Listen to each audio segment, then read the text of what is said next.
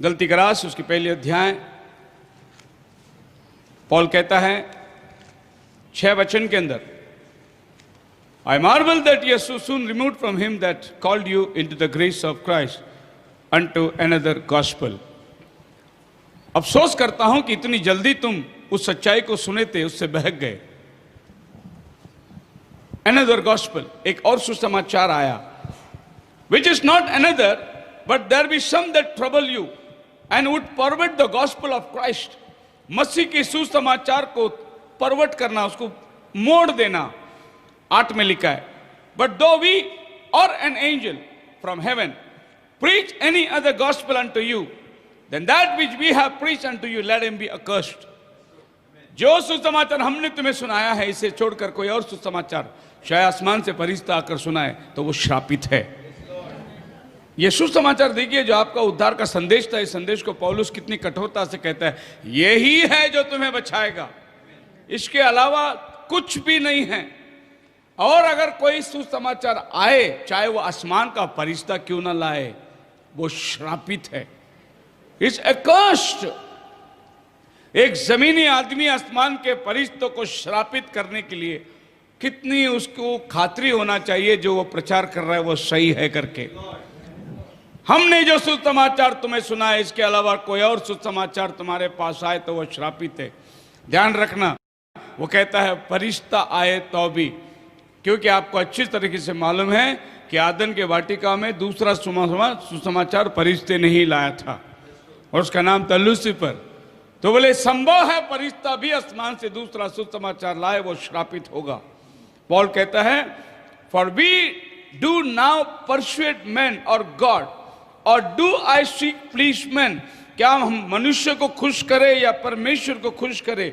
If I yet pleased men, I should not be the servant of Christ। अगर मैं इंसानों को खुश करूं तो मैं प्रभु का सेवक नहीं बन सकता, मुझे प्रभु को खुश करना है। But I certify you, brethren, that the gospel which was preached of me is not after man।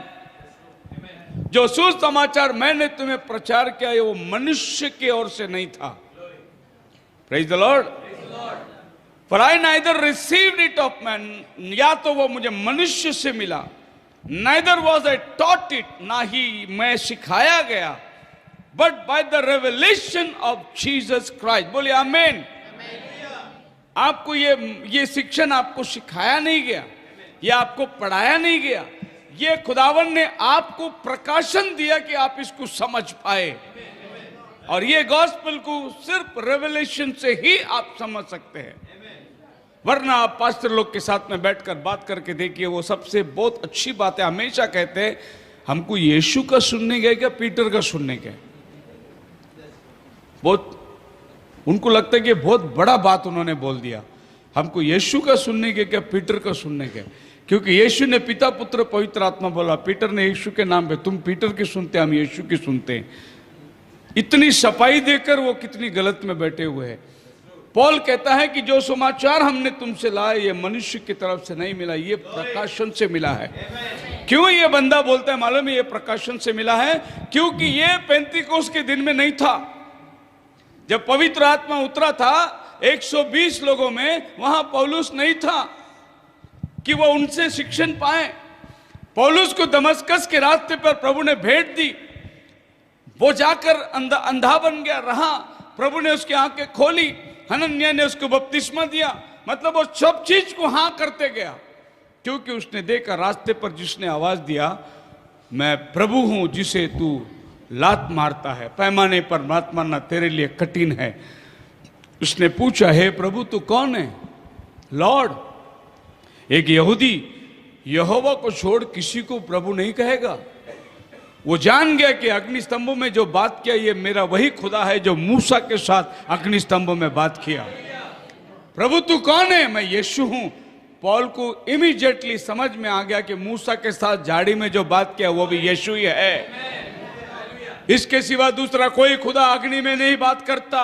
Shadrach Meshach Abednego के साथ अग्नि में उतरने वाला यही यीशु है। हालेलुया। अब्राहम के साथ मेलकीसेदेक बनकर आया वो यही यीशु है। इसीलिए वो इब्रानी की किताब में सारे मर्म को खोलता है वो कहता है मुझे मनुष्य से नहीं मिला, शिक्षण से नहीं मिला, मुझे प्रकाशन से मिला है। ये मत सोचिए कि पास्टर शेखर का मैसेज सुन लिए या आपके घर में पास्टर आ गए आपको वचन, नहीं, ये आपको मिला हुआ रेवल्यूशन है। बोला हालेलुया। आपको प्रभु ने